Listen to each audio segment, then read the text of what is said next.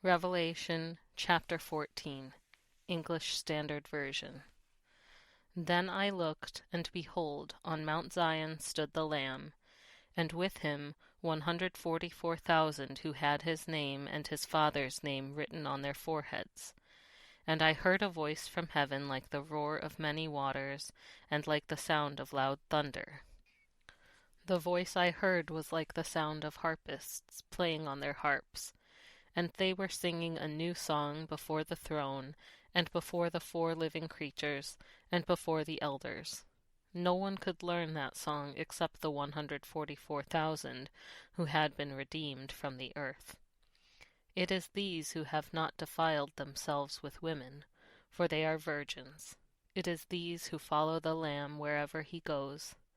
These have been redeemed from mankind as firstfruits for God and the Lamb, and in their mouth no lie was found, for they are blameless. Then I saw another angel flying directly overhead, with an eternal gospel to proclaim to those who dwell on earth, to every nation and tribe and language and people. And he said with a loud voice, "Fear God and give him glory, because the hour of his judgment has come, and worship him who made heaven and earth, the sea, and the springs of water." Another angel, a second, followed, saying, "Fallen, fallen is Babylon the Great, she who made all nations drink the wine of the passion of her sexual immorality." And another angel, a third, followed them, saying with a loud voice, "If anyone worships the beast and its image, and receives a mark on his forehead or on his head, he also will drink the wine of God's wrath, poured full strength into the cup of his anger, and he will be tormented with fire and sulfur in the presence of the holy angels, and in the presence of the Lamb. And the smoke of their torment goes up forever and ever, and they have no rest, day or night, these worshippers of the beast and its image, and whoever receives the mark of its name." Here is a call for the endurance of the saints, those who keep the commandments of God and their faith in Jesus.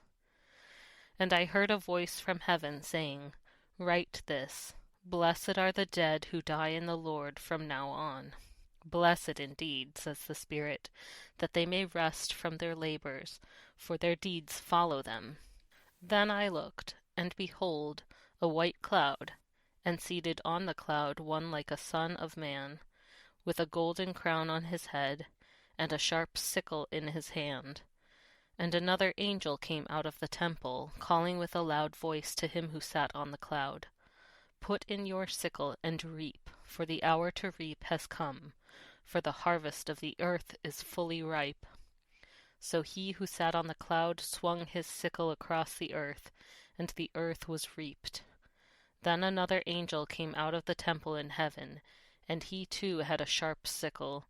And another angel came out from the altar, the angel who has authority over the fire, and he called with a loud voice to the one who had the sharp sickle, "Put in your sickle and gather the clusters from the vine of the earth, for its grapes are ripe."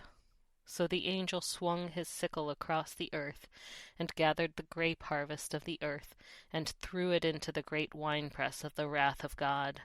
And the winepress was trodden outside the city, and blood flowed from the winepress, as high as a horse's bridle, for 1,600 stadia.